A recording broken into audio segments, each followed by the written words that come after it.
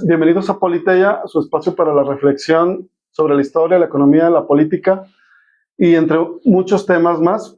Bienvenidos al episodio 39. Me encuentro de plácemes con la diputada Ale Peña. ¿Cómo estás, Hugo? Qué gusto saludarte. Gracias por recibirnos. Bienvenido a tu oficina, que es la oficina de todas y de todos los que nos están viendo. Muchísimas gracias por recibirnos. Muchas gracias. Y bueno, la idea es conocer más bien a la persona, más que a la, digamos que a la coyuntura, ¿no? O sea, la idea, esperemos que tengamos buenos, ¿qué? Productos. Sin duda. No, le ofrecimos, solo quiero que sepa que le ofrecimos un café y no quiso, ¿eh? Así que yo me lo voy a estar tomando por él. Muy bien. Bienvenido de verdad. Oficina 26 para todas, para todos, siempre las puertas están abiertas. Muy bien, muchas gracias. Ale, yo quería empezar contigo y si te pudieras describir con una palabra, ¿cuál sería? Apasionada. ¿Por qué? Porque en todo lo que decido hacer, entrego todo. Yo siempre he creído que hay dos tipos de personas, ¿no? Las personas a las que las llevan y las personas que deciden a dónde ir. Yo me considero una persona que decide siempre a dónde ir y entregándolo todo. Y lo platico luego muy seguido porque, bueno, ya te diste cuenta, tenemos a chicas muy jóvenes en la oficina, estudiantes universitarias, futuras politólogas. Y me encanta siempre tener esa juventud, no solo porque presidimos juventud, sino porque siempre les hemos dicho, tú tienes que decidir qué quieres hacer, pero siempre ser el mejor. Sí, claro. Y con ser el mejor no es nada más en un tema competitivo, sino da lo mejor de ti. Y entonces así me defino, apasionada. Y ser, ¿cómo te diré? A lo mejor ser mejor cada día, ¿no? O sea, no importa... O sea, que sea poquito. Hay una periodista, Rocío Gutiérrez, que lo repite siempre en su programa. Hoy mejor que ayer y mañana mejor que hoy. Así es como tenemos que hacer todos los días. Muy bien. Oye, Ale, ¿para ti qué es la política? Es un espacio de convergencia en donde se nos da la oportunidad o se le da la oportunidad a las personas a tomar decisiones. Transformar. Ale, nada más no seas... no, sí se prendió el micrófono, perdón. Es que no si lo había prendido, no. Muy bien, ¿y para ti qué es el poder político? El poder político es la posibilidad de incidir y tomar decisiones. En la política no necesariamente tomas decisiones. Tienes la oportunidad de hacerlas. Y con el poder público y el poder político es cuando tienes las herramientas y las bases para transformar realmente la vida de las personas. Me siento en clase. Yo te voy a platicar, por ejemplo, bueno, yo la primera vez que supe de Ale Peña, yo te vi en una cápsula en internet de Notimiento, ¿sale? Y se me hacía algo muy curioso, bueno, no curioso en el mal sentido, sino algo muy innovador, porque eran dos mujeres jóvenes platicando de cosas pues realmente de política, de noticias. Gracias por lo de jóvenes, Hugo. Sí. Bueno, ¡qué bárbaro! Algunas eres más joven que yo. ¿Cuál fue la experiencia de Notimiento? Mira, bueno, que yo me quedé que era Notimento, pero no Notimiento, porque no te mentimos. Ese era nuestro eslogan. Y yo solo me quedé con ese que era Notimento. Mira, yo me dediqué a los medios de comunicación, a las noticias, más de 15 años de mi vida. Y Notimiento fue un gran emprendimiento que hicimos Claudia Marín y tu servidora, en donde descubrimos, porque nos tocó ser conductoras juntas en Ultra Noticias, y la verdad es que somos amigas y tenemos una vibra mucho más relajada y siempre la pasábamos bien. Y un día dijimos, ¿por qué las noticias tienen que ser aburridas y acartonadas? Entonces nos juntamos, fuimos el primer creo, noticiero o medio informativo que rompió el paradigma y nos salimos de la caja y empezamos a informar diferente. Sí, claro. Fue una experiencia divertida, grata. Hicimos muchos amigos, pero también muchos enemigos. A veces uno habla más rápido de lo que piensa. Pero padre, la verdad es que siempre es bueno entregarlo todo, hacer las cosas diferente, pensar diferente, y hacíamos siempre una buena mancuerna, ¿no?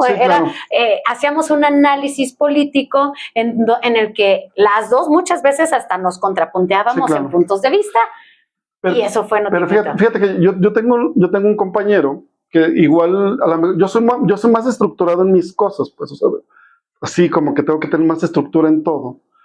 Pero con él me pasa algo muy chistoso que quiero pensar que te pasaba a ti con ella. Y empezamos a hablar y como que todo fluye y todo sale y como que la misma comunicación te va diciendo por dónde te vayas. ¿Qué pasó con el notimiento? O sea, bueno, yo tomo la decisión. En este momento, ¿cuál es el estatus? A ver, Notimiento fue un gran proyecto y en ese quedó en pasado, ¿no?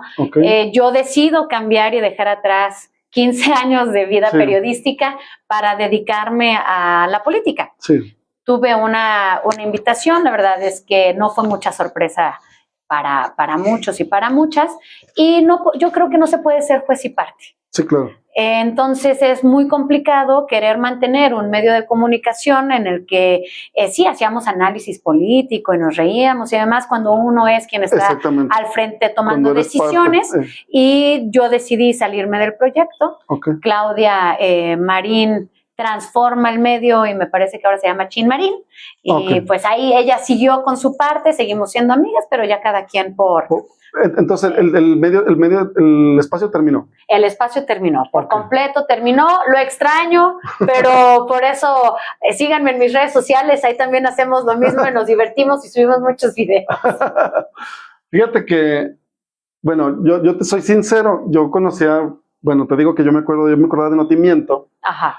Y haciendo, pues, digamos, la tarea, me doy cuenta bueno, que tú estabas en Ultravisión, bueno, que tu primera, digamos, experiencia como en medios era Ultravisión. En noticias, mi primera experiencia fue en una entrevista veo que fuiste, que eras encargada como de la presidencia de la República. Yo fui reportera asignada a la fuente presidencial. ¿Y que estabas trabajando con Javier Solórzano? Trabajaba con Javier Solórzano, mi jefe. ¿Cómo fue la experiencia? ¡Wow! Yo creo que ha sido el doctorado más importante que he hecho en mi vida. Las experiencias, es más, las oportunidades, no es que uno las pierda, las oportunidades, si tú no las agarras, las va a agarrar alguien más. Sí, claro. Y entonces yo he sido muy afortunada y muy bendecida, que he tenido muchas oportunidades en mi vida para hacer cosas importantes, interesantes. Agradezco yo mucho a quien en ese entonces era mi jefe, era Miguel Ángel Jaime y Arturo Zorrilla, quienes confían en mí y me mandaron a cubrir antes de presidencia. A mí me asignaron como reportera de elecciones, entonces yo estaba asignada en la mayor parte del tiempo a la fuente. No, a Josefina Vázquez Mota. Perdón, Josefina. A Josefina Vázquez Mota. Y entonces a mí me tocó acompañar y criticar. ¿Cuál es nuestra chamba como reporteros? Cuestionar. Sí, claro. Y pues ustedes recordarán algunas notas de que si se vaciaron los estadios, pues ahí estábamos en primera fila y éramos quienes hacíamos ese tipo de cuestionamientos. Javier Solórzano, pues yo creo que le gustaba mi trabajo. Y luego me invita una vez con él. no, ya participaba yo con él. O sea, yo era la reportera asignada a la fuente de Josefina. Javier Solórzano era el conductor estelar del medio de comunicación, entonces yo hacía los reportes en vivo, en directo, y hacíamos nuestras notas periodísticas. Qué interesante.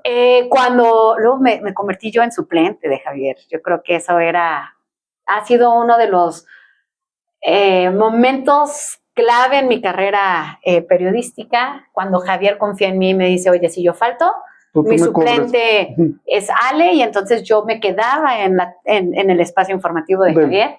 Después me invitan a que me quede yo en la fuente presidencial. Me tocó, sí, conocer todos esos vicios de los que se hablan son reales, de esos tratos que se le daba a la prensa son reales. Yo lo veía, nosotros éramos un medio chico y aún así, pues, conocimos, recorrimos y cuestionamos también, por supuesto, al en ese entonces presidente Enrique Peña Nieto. Fíjate que un paréntesis, Javier Solórzano, y me acuerdo mucho de él cuando estaba en Televisa con Carmen Aristegui. En Círculo Rojo. Correcto. Que también salieron por una situación de una investigación que hicieron y que no le pareció a Televisa y lo sacaron. A él y a Carmen. Entonces, es correcto. Qué curioso. Siempre hay que estar del lado donde se cuestione. Sí, claro, aunque a veces incomodas, ¿va? Bueno, en una entrevista tú mencionabas en relación... Ok, en una entrevista tú mencionabas que como reportera tú recibes cierto tipo de información. Entonces, tú le comentabas a tu interlocutor que cuando tú te decides cambiar a la otra parte, o sea, ya ser parte del actor público, tú recibes a lo mejor esa misma información, pero tienes la posibilidad de poder hacer algo. Siempre y cuando esté en nuestras manos. Sí, claro, o sea, ya sea que intentar repararlo o arreglarlo, o repararlo. O denunciarlo. Denunciarlo. O denunciarlo, claro. Y eso se convierte en una responsabilidad. Y es una responsabilidad. ¿Sigues pensando lo mismo? Por supuesto. Mira, recientemente, de hecho, la sesión pasada, se aprobó por la mayoría del PAN una iniciativa en la que nosotros hemos advertido, lo advertimos esta sesión pasada, lo advertimos la primera vez que subieron la iniciativa, aunque después reculan, que afecta medios, ¿no? Solo a los medios, a la libertad de manifestarte, Hugo. Entonces, es que el periodismo no se quita. Nada más no seas malita. Sí. Esa pregunta va, pero... ok. Pero va bien pegada. El periodismo no se quita. Entonces, quizás es una forma natural mía de ser, de investigar, de analizar y de cuestionar. Y mientras tenga la posibilidad de levantar la voz, lo vamos a seguir haciendo, como lo hacían los medios y como lo hago ahora como diputado. Ok, entonces volviendo, ya retomando, ya que tú tomaste esa pregunta, la relación del periodista con el poder siempre es compleja. Siempre ha sido. ¿Tú cómo piensas que debe ser esa relación? De respeto. Okay. Yo creo que tenemos que hacer relaciones de respeto. Los periodistas tienen su obligación, que es su chamba, es informar, dar a conocer, difundir y exponer. Pero también hay ética, ¿no? Sí, claro. También hay responsabilidad al momento de compartir información, y yo he confiado, yo he visto que al menos la mayoría de las y los compañeros periodistas pues buscan asegurar que sus fuentes sean fidedignas, que la información que presentan es real y no basarse en dimes y diretes y mucho menos en chismes. Bueno, que también te puede pasar, ¿verdad? Pero obviamente tú ves la mala fe en... Claro que puede pasar. Hay reglas en el periodismo que te piden. Si son 3 fuentes diferentes las que te están dando una información, ya la puedes dar por sentada. O sea, tenemos que ¿ves? No se me quita. Bueno, pues uno nunca deja de hacer eso. No es gripa, no se quita lo que hicimos por año, pero también como periodistas debe de haber ética. Y por parte de la figura pública, que estamos públicamente expuestos, pues nuestra chamba es transparentar nuestro trabajo y nuestros recursos. Sí, pues, ya lo que pasa que si en la vida privada y demás, pues yo creo que mientras no afecte la vida pública, a nadie le debe de importar. Y hay una buena y cordial relación con los medios. Ellos hacen su trabajo, nosotros hacemos el nuestro. ¿Cambió la percepción tuya de los medios cuando tú te vienes del otro lado? No. ¿O de los gobernantes? Sigo teniendo la misma. ¿Es bueno, no? Depende. Depende de quién hablemos. Pero en general, yo creo que tenemos que dejar que cada quien haga su trabajo. Okay. Y los periodistas hacen su trabajo todos los días y hay que respaldarlos. Y siempre decíamos, luce más el político que permite que le hagan cuestionamientos duros y sabe responder que aquel político al que le hacen preguntas a modo. Pero es que, ya entraríamos en otro debate, pero no quiero irme para ese lado. ¿Qué ha significado para ti la figura de Arturo Ávila? Arturo Ávila es un gran amigo y yo creo que es un gran político de Aguascalientes y futuro para el Estado. Ok. Mencionas en tu currículum que tienes 15 años fungiendo como periodista. ¿Qué te llevó a cambiar la crónica pública pues mira, por ser actor público? Esta es una gran historia de café.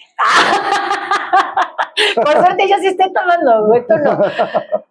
Hace muchos años, cuando yo estaba en la prepa, yo quería estudiar Derecho y le dije a mi mamá que iba a estudiar Derecho porque yo quería ser presidenta. Okay. Y mi mamá me ve y me dice, no, por favor, a la política no, es horrible, parecen verduleras. No, tú tienes finta para ser líder de opinión, porque ya sabes, yo siempre estuve en el concurso de oratoria, de debate, de poesía, de líder estudiantil en la escuela. Y cuando me cuenta eso, tú conoces a la doctora Claudia Galindo. Sí. va la doctora Claudia a mi prepa y nos da una plática y nos explica cómo los politólogos, muchos son líderes de opinión e influyen en la toma de decisiones, porque eso hacen los medios, analizan, critican, y dije, caray, esto sí me puede gustar. Sí, está padre. Porque yo no quería estudiar ciencias de la comunicación porque me gusta la política, desde siempre me ha gustado la política, el análisis crítico, la sensibilidad social, el entender cómo funciona el Estado, cómo se trata a la gente, siempre estuvo como en mi sangre. Sí, claro. Durante estos 15 años, más de una persona llegaba y me decía, es que Ale, tú deberías de meterte a la política. Okay. Yo, yo periodista. Okay. No. O sea, tú sentías que participabas en la política, pero exactamente. A ver, ojo, claro que participaba en la política. Sí, claro. No, todos participamos en la política de alguna manera. Acuérdate, tomar decisiones. Sí, pero obviamente unos participan más que otros. Exactamente. Obviamente tú participabas desde un medio, digamos que de un contexto, alrededor de la política sin participar, directamente en la política. Claro. Y entonces llega Andrés Manuel López Obrador. Sí. Y yo creo que la llegada de Andrés Manuel a todos nos cambia la percepción de lo que es la política. Sí, claro. La conciencia social, la conciencia de clases, empiezas a darte cuenta de que muchas de las cosas que creías estabas equivocada. Okay. Y uno se pone reflexivo y empiezas a analizar, a criticar, a comparar y a darte cuenta que sí hay formas de hacer una política diferente. Arturo Ávila es mi amigo desde hace muchos años. Yo lo ayudo en su campaña del 2019, pero pues muy de lejitos, ¿no? O sea, lo ayudaba. O sea, como alguien externo. Pues claro, a ver, dentro de todas las cosas que hago, además de vender tamales los domingos. Ya sé qué vamos a decir, pero no es que va con eso. Sí, me he dedicado a la comunicación política. Sí, de hecho, es una pregunta que y entonces Arturo me invita y yo lo asesoraba, ¿no? Pero digamos de manera externa. Claro, pues, de manera externa. Okay. Fue hasta la campaña del 21 cuando me sumo de manera formal con él. al equipo de Arturo, a quien respeto, a quien admiro. Además, yo creo que ha hecho muchísimo por Aguascalientes y por la política del estado de Aguascalientes.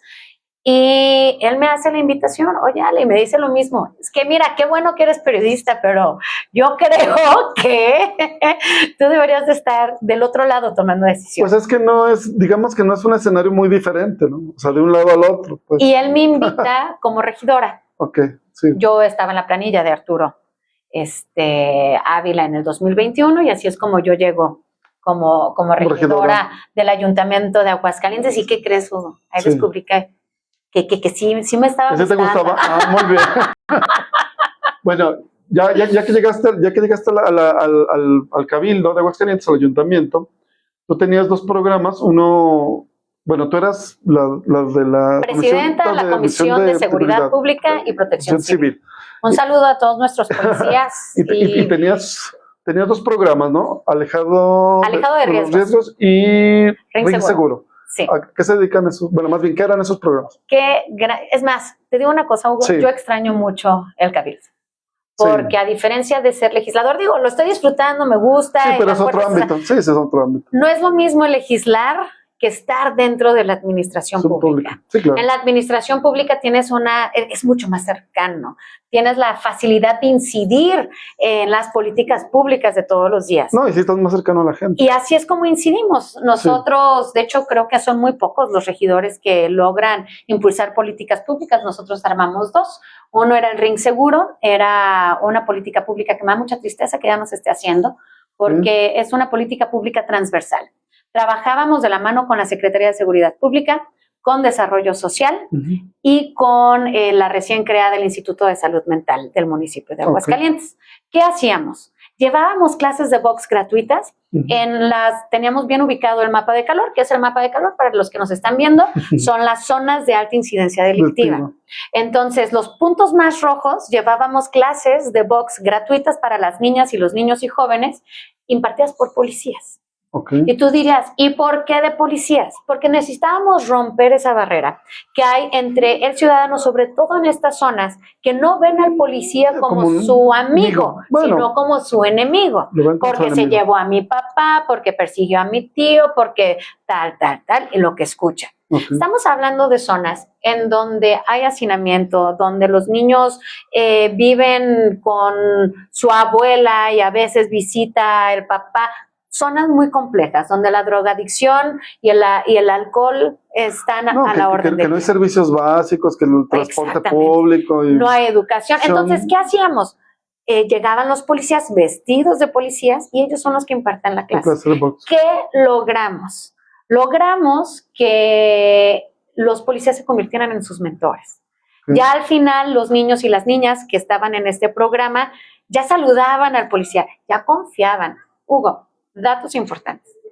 A través de este programa, nosotros obtuvimos la información para reventar al menos 4 picaderos y puntos de venta de distribución de droga. ¿Por qué? Porque los propios niños luego eran los que nos compartían la información. Se hacía trabajo de investigación y, por ende, se llegaba a la conclusión de detenciones, de tienditas y demás. ¿Qué más hacíamos en este programa? El ring y los guantes y todo nos lo llevaba a desarrollo social. Seguridad pública nos ponía los elementos y el IMASAM, el Instituto de Salud Mental, ahí dirigíamos a los niños que nosotros detectábamos que tenían alguna situación muy particular que urgía ser atendido. Sobre todo, temas de prevención del suicidio. Eso era Ring Seguro. Ojalá de verdad lo retomen porque nos dio muchos resultados. Fíjate que ahorita que comentas eso, yo trabajé recién que salí de la universidad, trabajé en seguridad pública estatal, en readaptación social. Y fíjate que yo precisamente hablaba de eso. Yo veía en los cerezos que llegaban las familias, en los días que tocaba visita, que llegaban a los niños. Y yo me preguntaba que si eso era, digamos, bueno. Yo pienso que sí era bueno para el interno que está dentro, pero yo pensaba, eso será bueno para el niño que entra a una cárcel, le pierde el miedo, ve a su tío, ve a su papá allá adentro, y a lo mejor piensan que la vida es esa, o sea, que la normalidad de la vida puede ser esa. Entonces, ahorita que tú comentas precisamente esa relación que tenemos en esas zonas, que a lo mejor contra la policía, que los ven como sus enemigos más que como sus amigos, yo creo que son de las cosas que tenemos que cambiar, ¿no? O sea claro. Como que las visiones y las percepciones de... Los policías son amigos, no enemigos. Acuérdense, grábenlo y si ven un policía en la calle, salúdenlo y agradezcan que entregan todos los días su vida por ustedes. Los enemigos son otros, ¿verdad? Sin duda alguna. Ok. Y Alejado de Riesgo. No te platiqué de Alejado de Riesgo. Perdón, sí. Alejado de Riesgos fue un programa, ese no fue política pública, fue un programa que hicimos con 50 escuelas. Okay. En el que, a través de la realidad virtual, ¿tú te acuerdas? Fíjate, sí. ¿Tú te acuerdas en nuestros tiempos? Que aunque tú digas que sí eres más grande, pero tampoco tanto, nos llegaban, interrumpían un día clases y llegaban 4 policías y te repartían unas hojas y era un tipo examen y tenías que decir, ¿fumas? Y veías al policía, no, nunca, tomas, no, menos. Y entonces ahí sacaban los resultados, era la encuesta nacional contra las adicciones. Pues muy fácil de que esa información pues no fuera real porque ante los policías enfrente de ti, viendo a tus compañeros, a tu maestro que te veía feo, pues no ibas a decir la verdad. Entonces, trasladamos prácticamente la misma encuesta, pero a través de la realidad virtual, en el que era un videojuego. Okay. Y entonces, en completa individualidad, sin que nadie influya, sin que nadie te vea, tú tenías que ir tomando decisiones. Entonces aparecía, vamos a la fiesta, sí, se va a poner muy buena, ¿cómo nos vamos? En coche, yo manejo, me lleva mi mamá, nos vamos en taxi o en Uber, que nos lleve Juanito. Entonces tú tomabas tus decisiones y cada decisión que tú fueras tomando te llevaba a un escenario diferente. Si tomabas malas decisiones, adivina, terminabas en la cárcel. Okay. Si tomabas buenas decisiones, te felicitaban al final, ¿no? ¿Qué pasó? Los datos son impactantes. 50 escuelas, distintos estratos sociales. Contextos no sociales. hubo una sola escuela pública o privada en la que no hubiera consumo de droga. O sea, también intervenían privadas. Claro. Okay. No hubo una sola escuela en la que no hubiera consumo de algún y tipo los datos ahí sí pueden ser más reales, ¿verdad? Porque, claro. porque primero les bajas como que la guardia con la realidad virtual. ¿Qué era el objeto? Toda esa información ya la tiene el ayuntamiento. ¿Qué esperaríamos que estuvieran haciendo? Que la usen. Pronto igual y la vamos a usar.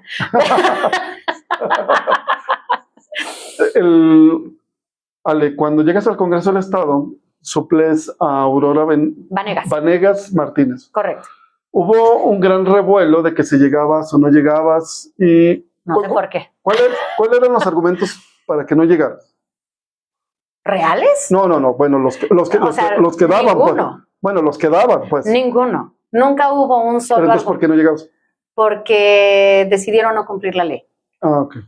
Pero esgrimían, supongo que algo, ¿no? Nada. Tuvimos que meter un recurso judicial para que les obligara a que me brindaran protesta de ley. Pero nunca dijeron, fue por esto, nos cae mal. Pues seguramente sí. pero mira, tienen 2 trabajos. pero hasta para mentir necesitas decir algo, ¿no? Pues no, o sea, sus argumentos eran que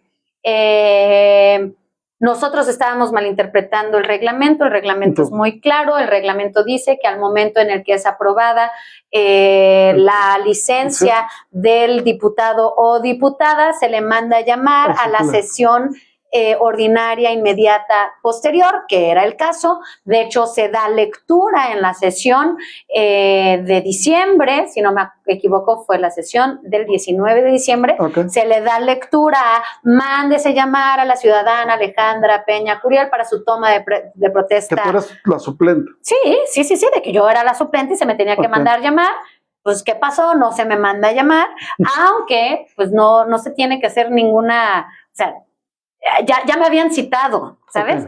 Aunque no recibo el citatorio, que no pueden entretenerlo, porque el reglamento es muy claro, ya me habían citado de manera pública en una sesión pública, en la sesión ordinaria, yo me presento, se niegan a tomarme protesta, pasa a la siguiente sesión ordinaria, bajo ningún argumento. El argumento era, no está en el orden del día. Pues pónganlo. Pero entonces, pues faltaba un diputado. Siempre faltó un diputado. Y mira, te voy a decir, claro que afectaron mis derechos. Sí, claro que afectaron mi derecho debidamente ganado.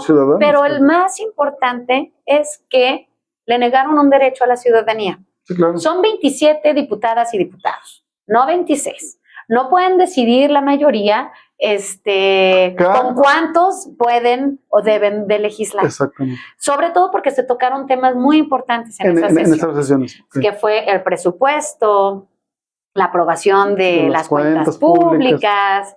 Pues faltó una voz al menos. Dirán, es que no iba a hacer diferencia porque la mayoría, no importa, claro que se hace diferencia. Sí, claro. Y quizás por eso no querían que tomáramos protesta, no sé, eso ya es... Entonces tuviste que hacer una cuestión, digamos, judicial. Presentamos... Hasta que los obligaron a tomar. Los obligaron, como era un tema electoral, los temas electorales se resuelven de manera muy rápida, y fue el 9 de enero del 2025 entonces, cuando se me toma protesta. Entonces, ¿cuánto fue el desfase? 2 meses. Mucho tiempo. Bueno, volviendo, digamos, al tema del Congreso, hubo una polémica ley llamada ley, bueno, yo la conocí como ley de las narcomantas, que más bien castigaba a quien difundía. Hubo un gran rechazo social, bueno, sobre todo de medios, y supuestamente se hizo algunas adecuaciones. Se comprometieron a hacer las adecuaciones. Te digo que declaraste tú. Con las adecuaciones, tú advertías que había ambigüedades, incluso declarabas, las leyes penales deben de ser taxativas, es decir, claras y precisas. Hoy pretenden castigar justamente la función de informar, mostrar y denunciar. ¿En qué estado se encuentra esa legislación, pues? Eso, es que les encanta. Déjame me pongo cómoda. Muy bien. La última sesión. Estás en tu oficina. Muchas gracias, Hugo. La última sesión ordinaria del periodo pasado. Sí. De manera express y fugaz. ¿Cuándo fue? El lunes 4 de junio, por ahí. Ok. 3 meses.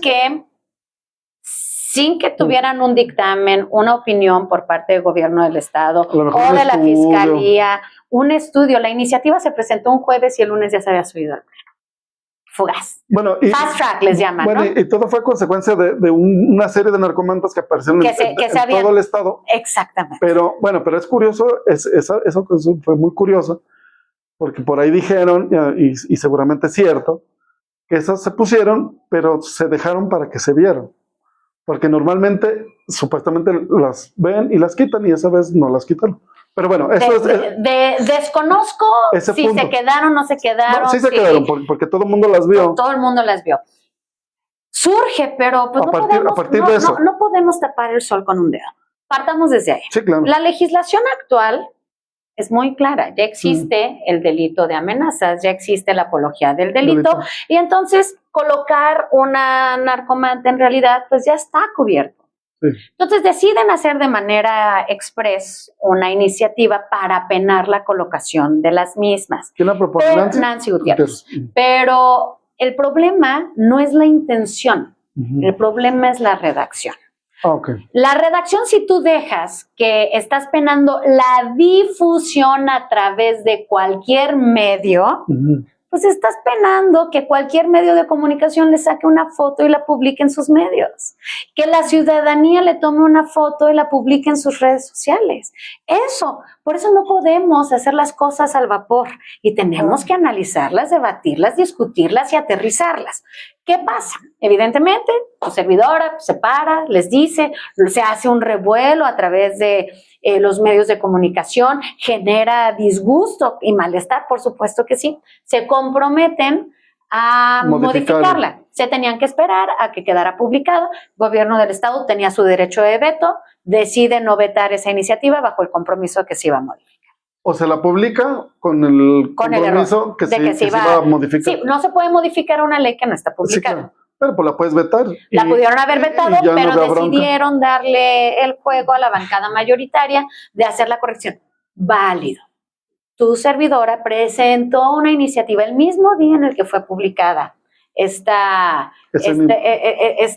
reforma sí, claro. en el delito de la difusión de narcomantas, sí. En la que quedaba muy claro y muy acotado que no aplica para el trabajo periodístico la difusión. Taxatividad en la ley. ¿Qué es la taxatividad? Clara y precisa, y que la ciudadanía en general sepa exactamente qué es lo que está penado. Si tú dejas una ley ambigua, pues no sabes si entra o no entra. Y sobre todo, de todas las leyes, las que tienen que ser súper claras y precisas son las penales. Sí, claro. Ahí no hay juego. No, pero a veces tú ves la ambigüedad porque también tiene un sentido, ¿no? La ambigüedad, ¿no? O sea, dicen que en política no hay coincidencias. Claro, no, piensa mal y acertarás. Sí, así también me en la universidad. Y entonces, ¿qué sucede, Hugo? Pues para sorpresa de nadie, yo creo, mi iniciativa ni la pelan. Sí, claro. No la dictaminan. Y dictaminan solamente la iniciativa del grupo mayoritario. Desde ahí empezamos mal. ¿Por qué? Porque el reglamento dice que si hay dos iniciativas que buscan reformar un mismo artículo, se tienen que acumular. O sea, decidan no, y sobre todo la mía se presentó antes, ¿no? Y no era para llevarme o no llevarme las fanfarrias. Tenemos que entender que no todos son colores y no todo es política, es hacer las cosas bien. Y no son competencias. Hacer las cosas bien. Mira, nosotros aprobamos muchas cosas, las que están bien hechas. Sí, claro. Y obviamente nos vamos a negar en cosas que afectan. ¿Qué pasó con esta nueva reforma? Bueno, ya no solo son el problema los medios impresos, porque ahora dice que tiene que ser impreso, físico, tiene que ser un medio físico.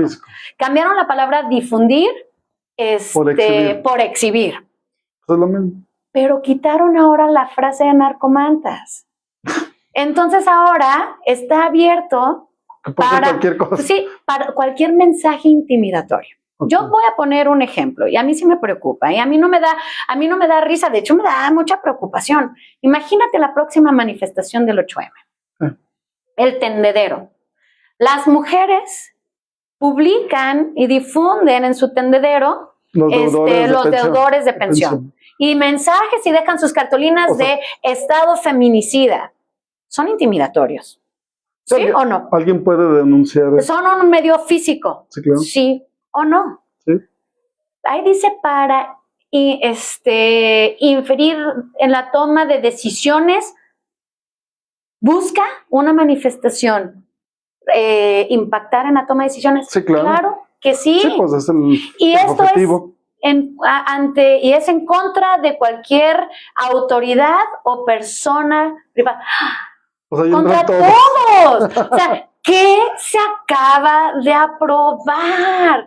Y entonces ya no es contra las narcomantas. Ahí dice claramente, mensajes intimidatorios, exhibir mensajes intimidatorios. Además de que pues es bastante redundante porque, insisto, ya existe la ley de el delito de amenazas, sí, ya existe la apología del delito. Pero es lo que tú dices, al final del día pues no sacas nada nuevo, más bien es como que salir a al paso. No, complicar más las cosas. ¿Pero crees que sea nada más algo que de repente se ocurrió? Pues me preocuparía mucho que no fuera así. Yo creo que me preocuparía aún más. Sí, si tuviera otro yo objetivo. Quiero que sepan que no, a ver, claro que nosotros somos de otro partido. Sí, claro. Pero no es un tema de colores. No, pero no podemos limitar los derechos de las y los ciudadanos. No, pero no es un partido de fútbol. O sea, no es de que estamos y todavía tienen, y dicen, no, pero es que quiero que sepan que no vamos a ir en contra de las personas. ¿Qué? Pero tú no. Pero un privado que se sienta amenazado puede ir a denunciar. Lo de las pensiones, o sea, el tendedero de pensiones. Pues puede sentirse agraviado. Y me estás amenazando. Me estás amenazando. Me estás exhibiendo. Claro que puede ir a denunciar. Sí, claro. Bueno. El peligro de hacer las cosas sin considerarnos en el debate. Ok. Bueno, quiero cambiar digamos, la narrativa de la entrevista. Es tu entrevista, Hugo, dale. Qué bueno que me autorizas. Bueno, esta pregunta yo se la hago, por ejemplo, a ustedes, que es del mismo partido, porque se me hace muy interesante. El expresidente Andrés Manuel López Obrador, con sus iniciativas, rompió con una doctrina que yo me acuerdo desde que yo era niño, que decían que los presidentes de México no podían aumentar los salarios mínimos. Que iba a haber inflación. Que iba a haber una inflación y nos íbamos a tronar. Y que el país iba a quebrar y que no sé qué. Y con una serie de cosas que nos fueron como que metiendo en la cabeza que no podían pasar. Y bueno, y salen los datos del INEGI, del Banco Mundial y del Fondo Monetario Internacional, donde dicen que en el periodo de López Obrador, gracias en gran medida a las políticas laborales, a los programas sociales, que salieron más o menos 13.4 millones de mexicanos salieron de la pobreza. Y eso le sumamos que aparte hubo pandemia, o sea, fueron 2 años de pandemia en el sexenio de López Obrador. ¿Tú qué opinas? ¿Qué opinión tiene eso para ti? O sea, a mí me llena de orgullo. Okay. A mí me llena de orgullo el saber que aunque muchos quisieran que a México les vaya mal, nada más porque no es del partido. Se ha demostrado que no. Se ha demostrado, mira, a los empresarios, a los grandes, les fue muy bien en el gobierno de Andrés Manuel. Y a las personas. No, y los indicadores económicos fueron muy buenos. Y a las personas que menos tienen también. 13.4 millones de personas que salieron de la pobreza, gracias en su gran medida a los programas sociales, que no son dádivas, son actos de verdadera justicia. Gente que nunca habían tenido nada y hoy, en lugar de tener que estar pensando en qué voy a comer, ya tienen el plato sobre la mesa, lo que nos va a ayudar a que el día de mañana tengamos mejores estudiantes. Más jóvenes trabajando, el programa de jóvenes construyendo el futuro. Yo conozco a tantos jóvenes que han tenido una oportunidad laboral gracias a estos programas, que aprendieron algo nuevo y hoy están saliendo adelante. Entonces, aquellos que no terminan, y no es que no terminen de entender, es que se niegan a darse cuenta de la diferencia. Estos programas no hay intermediarios, porque antes, tú no me dejarás mentir, formaban a todas las doñitas y les daban un número bajo el sol y era la estructura y solo a ellas les tocaba. Y si tú eras amiga de Juanita, que era la encargada en su momento de los programas, te iba a llegar y a los demás no. Y estos programas son universales. Sí, quiere decir, tengas o no tengas, te corresponde este tipo de apoyos. Qué alivio para tantos adultos mayores que antes no tenían nada. Que el sistema de pensiones... y que eso es su único ingreso. Ojo, que esto no significa que ya está todo resuelto. Significa que hay muchas cosas más que se tienen que hacer y que tenemos que seguir luchando para consolidar la transformación. Fíjate que yo tenía algunas discusiones con algunos compañeros precisamente sobre esas situaciones es que le están dando el dinero. Y yo les decía, bueno, ¿y por qué no? O sea, al final del día, el dinero ese, ¿dónde estaba? Mueves la economía. ¿Y dónde estaba? Y regresa a la economía. Pero ¿sabes qué? Yo creo que ahí les voy a dar un consejo. Si me permites, por favor, si me permites dártelo. Es que a lo mejor también lo que no se ha vendido, o al menos yo no lo he percibido así, es que al final del día, este dinero que ingresa a esa gente, a esa población, a ese contexto en específico, al final del día, donde va a caer ese dinero, es en la economía más baja. Claro. O sea, no van a ir a comprar a Liverpool. No, le van a se le llama economía social. Exactamente. Circular, economía circular. Entonces va a ir a la tiendita de la colonia. A la tiendita de la colonia de Don Juan. Don Juan va a tener ahora dinero para poder ir a la zapatería. Exacto. Y entonces generas además comunidad. Consolidas la comunidad. Y antes se preocupábamos nada más por la cuestión macro, ¿no? Yo me acuerdo mucho de esa palabra macro, y parecía que en economía solamente importaba lo macro, ¿verdad? Y lo micro es lo que vivimos todos los días. Y que nos iba muy mal en todo. Muy bien, en una entrevista mencionabas que hay gente corrupta. Claro. No significa que la Cuarta Transformación sea corrupta, aunque mencionabas que hacía falta mano dura, sobre todo en casos de corrupción de alto impacto. Nada más, espérame, para ponerlo en contexto. Esta entrevista es del 2023, eras regidora, hasta donde tengo entendido. ¿Sigues pensando igual? Por supuesto. Y mira, yo creo que la doctora Claudia Sheinbaum nos está dando un gran ejemplo de cómo sí. Caiga quien caiga, ¿eh? Mira, aquí a nadie le tembló la mano a señalar al tema del huachicol fiscal. Aquí es qué lamentable que haya sucedido, pero no se va a quedar así.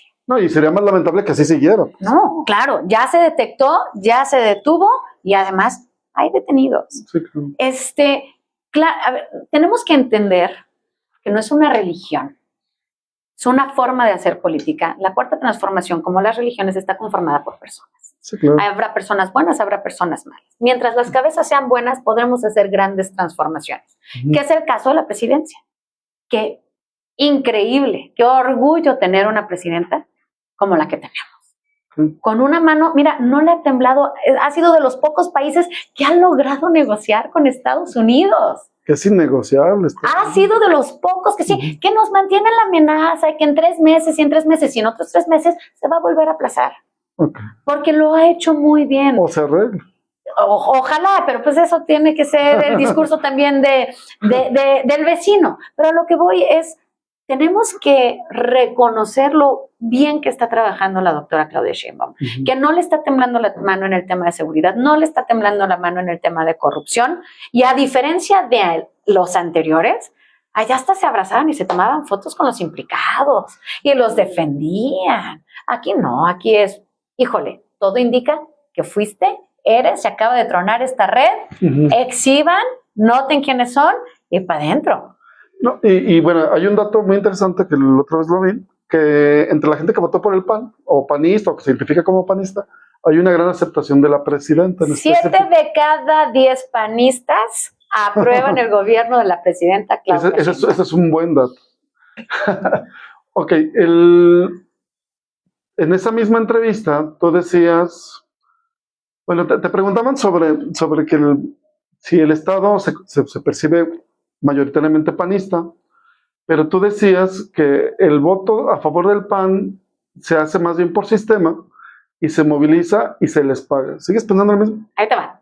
un dato, Hugo. 2023, sí, ahora vamos a hablar ya con los datos más actualizados. 3.3% sí. Es la diferencia electoral entre el PAN y el Morena.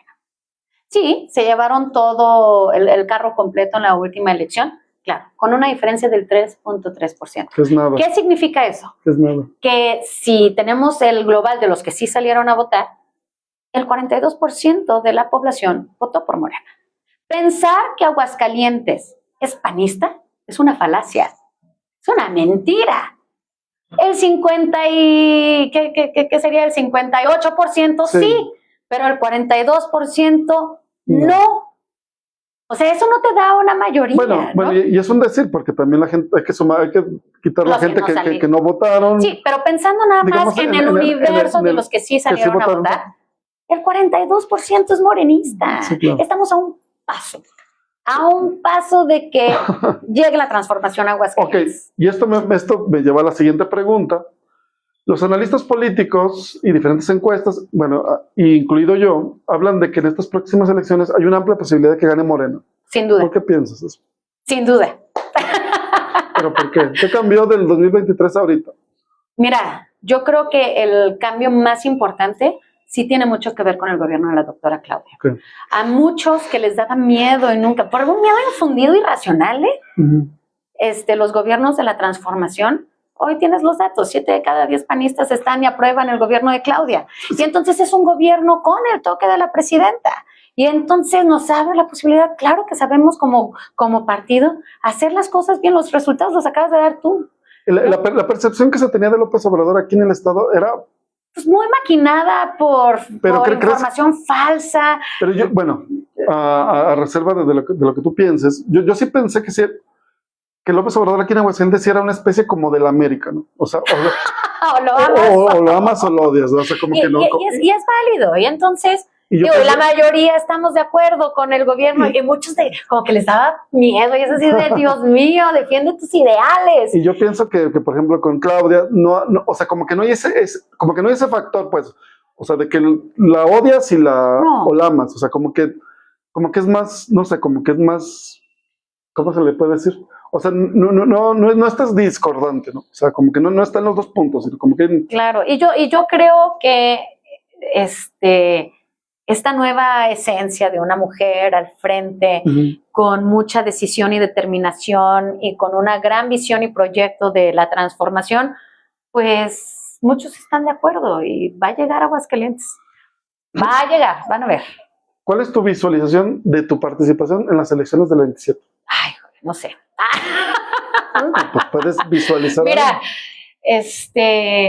la única realidad que te puedo decir es que quiero seguir participando, quiero seguir tomando decisiones, quiero seguir ayudando a la gente. ¿En algún puesto de elección popular? Sería lo ideal. Creo que hay mucho trabajo que hacer y mucho en donde puedo aportar. Pero en lo que llegan no llegan los tiempos, seguir trabajando desde el Congreso y que ellos decidan. Al final de cuentas, mira, estoy en un partido en donde es una encuesta la que decide y define quiénes son los perfiles, y si así lo decide la gente, pues ni modo que les diga, ¡ay, no! Claro que sí, encantada de seguir transformando Aguascalientes. Si, por ejemplo, algo no te gustara y dijeras, ¡ay, no! Ya como que las circunstancias se dan y te sacaran de la vida pública, ¿qué harías? Pues yo creo que me dedicaría de lleno a la comunicación política. ¿Regresarías a la comunicación? A la comunicación política no creo que a los medios, a la comunicación. Okay, como asesora. Como asesora y la comunicación política. Que ya lo habías sido, ya lo eres, que ¿no? ya lo he hecho, ya lo hago, lo disfruto mucho, pero no es mi plan.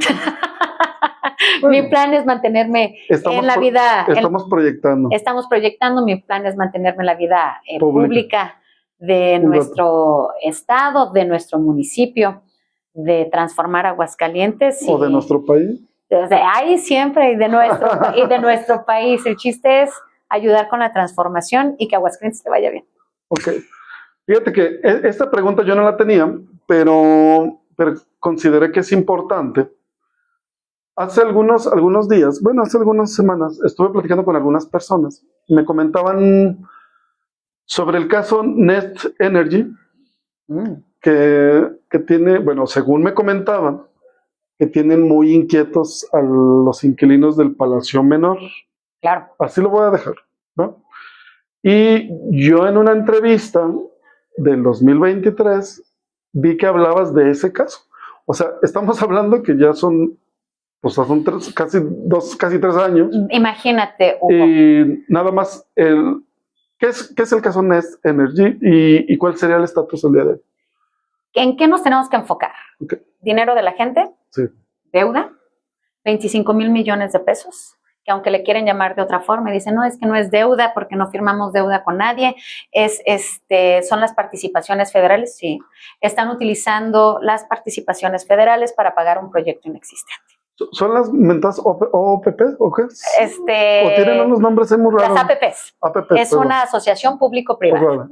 Esta se construye, Next Energy, pues quizás les suene a muchos y a los que no, pues acaban de detener a uno de los directores de Next Energy en Baja California, a él por el mal uso de recursos públicos, pero está cancelado el proyecto de Baja California, está cancelado el proyecto de Nuevo León y está cancelado el proyecto de Aguascalientes. ¿Coincidencias? Ninguna.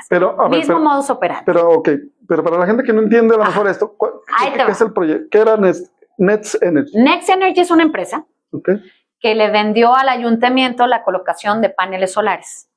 Con la promesa de que se iban a conectar, porque dice que tenían los permisos para conectarse a la red de la CFE y suministrar energía eléctrica para el municipio de Aguascalientes. Pero en este caso, ¿para el alumbrado público? Para el alumbrado público. Okay. Eran 2 etapas. La primera etapa era nada más para las oficinas gubernamentales. Ese se construye, pero no tenían y no tienen y seguirán sin tener los permisos. Imagina, es como tú construir una casa sin los permisos del municipio y aventarte todo el show y oye, pero págamelo, pero no la puedo habitar, está clausurada. Bueno, tú pones un ejemplo de una gasolinera, ¿no? No me acuerdo qué ejemplo di en ese momento, pero pones el ejemplo de una gasolinera. Dice, es como si tú voy y te digo, vamos a poner una gasolinera, vamos a invertir. Oye, ¿ya tienes los permisos? No, sí, ya los tengo. Claro. Y ya está la gasolinera y no hay permisos. Así está el primer parque, que es un parque muy pequeño. Okay. Antes de que concluyan ese parque, hace cuenta tú que acabas de construir tu casa, dices, oye, pero ahora hay que hacer un chorro de casas, ¿va? Vas a hacer un negociazo para ayudar a toda la gente. Sí. Y entonces, por los próximos 30 años, nos están quitando a los hidrocálidos y a las hidrocálidas 25,000 millones de pesos. Por un segundo parque fotovoltaico, que es la ampliación del primero, que ni existe. Solo están los terrenos y está bardeado con alambrado. ¿Esa deuda se sigue pagando? Claro, y se tiene que seguir pagando. ¿Y ha habido alguna retribución para el municipio de eso? No, ninguna. De hecho, hay, hasta donde sé, varias auditorías. Ya hay varias observaciones por parte de la Auditoría Superior de la Federación. Que debe de tener preocupados a más de unos. Recordarás, es un tema que yo creo que ha faltado claridad en el manejo para que la gente vea la magnitud, que son 25,000 millones de pesos. Para que se den una idea, el presupuesto anual del ayuntamiento es de 4,000 millones. Sí, pues, como 4,000 millones. O sea, ¿cuántas veces estamos hablando? Casi 5 veces el presupuesto del ayuntamiento de Aguascalientes. Ale, aparte de eso, de que a veces no tenemos claridad ni tenemos la certeza de qué significa esto, pero por ejemplo, de las luminarias. Bueno, ese es otro tema. Fueron 2 APPs. Pero también estamos hablando de un dineral también. Es un dineral, también fue a través de las participaciones federales en el que se cambiaron todas las luminarias. Por luminaria LED en todo el ayuntamiento de la capital, pues yo creo que se beneficiaron algunas personas. Pero ¿de eso de cuántos estamos hablando de las luminarias? No me acuerdo bien, pero si no me equivoco deben ser como 13,000. O sea, los 13,000 le sumamos los 25 del... La verdad es que no me acuerdo bien del dato de las luminarias, pero el más importante es el de Next Energy. Pero bueno, vamos a pensar que son, o sea, no tenemos alguna certeza de los números, pero vamos a pensar que son 25 más 13. O sea, estamos hablando de casi 40,000 millones que ya están... Sí, y superando lo permitido por ley, porque la ley no te permite que tus participaciones federales estén comprometidas en más de un 25%. Y aquí ya están comprometidas en un 30%. Entonces, pues claro que hay irregularidades. Mientras yo era regidora, sí estábamos en un proceso de juicio en contra de la empresa Next Energy, en el que se les pedía, pues, cancelarlo, ¿no? O sea, que ya no se iba a hacer, no hay forma porque no tienen los permisos, y recuperar el recurso pagado. Hasta el momento en el que yo fui regidora, eso no sucedió. ¿Y se sigue pagando? Se tiene que seguir pagando, porque si no, entonces el ayuntamiento cae en... Ay, se me fue la palabra. Cuando no pagas en morosidad, pero sí. Porque hay un fideicomiso en el que ya están etiquetadas las participaciones federales y se tienen que ir para allá. Pero si la empresa, bueno, si aparentemente el proyecto no, o sea, como que no, es que es como si yo te vendo un coche, pues, o sea, tú me sigues pagando el coche, pero y no te di el coche. Pero por eso están en juicio, porque fue un contrato leonino en donde todas las condiciones estaban a favor de la empresa y no del ayuntamiento. No, pues ha de haber sido una persona muy relacionada. ¿Quién hizo esos contratos? Qué barbaridad. Bueno, ya por último, Ale, ya no quiero quitarte más de tu tiempo, distraerte de tus actividades, que supongo que son muchas. Nada más, bueno, indagando un poquito de tu historia, hablabas de que habías sido asesora en comunicación política, también en imagen, ¿sí? También en redacción de discurso. ¿Cuál es tu experiencia en ese ramo? Es que mis clientes son privados. No te bueno, creas. yo no pregunté nombres de políticos. He tenido, mira, yo creo que el que más orgullo me llena, no te creas, no, fíjate que el que más orgullo me llena es que trabajamos directamente con la presidenta, la doctora Claudia Sheinbaum. En la campaña nosotros teníamos una sección en videos de sus redes sociales personal, o sea, las de la presidenta, que se llamaban la imagen de la cara de la transformación. Pero ahí, por ejemplo, tú ya estabas dentro del sistema, digo, dentro yo pedí licencia. Ajá, sí, claro, yo había pedido... No, pero yo más bien me quiero enfocar antes de la política. No. O sea, antes de ser... No, ayudaba en, sobre todo, desarrollos de discurso. Pero si era comunicación política. Sí, hacía comunicación política, ciertos personajes me pedían, oye, ¿cuánto por un discurso para tal? Claro, por supuesto, eso hacía. ¿Y es negocio? Los discursos no, la comunicación política sí. El que más orgullo, insisto, véanlos, están bien bonitos, le pusimos rostro a los beneficiarios de la transformación. A lo largo de toda la campaña, ahí nos tenías recorriendo todo el país, levantando testimonios, entrevistas. A ver si un trabajo arduo, ¿no? Cansadísimo, divertidísimo, y pues bueno, saber que trabajaste para la presidenta de la República, pues es otro nivel de orgullo. La primera mujer presidenta. No, muy bien. Bueno, pues agradecerte. Secreto, Ale. Hugo, sí. Lo único que no permito que nadie meta mano, jamás, de todo lo que yo hago, es en mis discursos. O sea, el discurso que ustedes vean allá arriba, lo hice yo. No, pues, y el que me quiera meter mano, no. No, pues es que sería ilógico, pues es como ponerte palabras en tu boca. Es algo que disfruto. No, y sería ponerte palabras en tu boca, ¿no? Pues no, eso no. Ale, pues muchísimas gracias por darnos estos minutos, este espacio. Yo creo que, bueno, yo te voy a hacer, mi experiencia, digamos, contigo fue muy grata porque descubrí muchas cosas que no conocía de ti. Ya de alguna manera yo tenía una idea de ti. Espero que si cambió haya sido para bien. No, para mucho bien, para mucho bien. No sé si quieres decirle algo a la gente. Bienvenidos y bienvenidas todas a Oficina 26, segundo piso en el Congreso del Estado de Aguascalientes. Soy Ale Peña, tu voz en el Congreso. Pues muchísimas gracias. Los invitamos a nuestras redes, Politea Noticias, en Facebook, Instagram, YouTube y TikTok. Muchísimas gracias y buenas tardes. Está allá arriba. Ahí. Ahí está. Ahí está. Finalizado.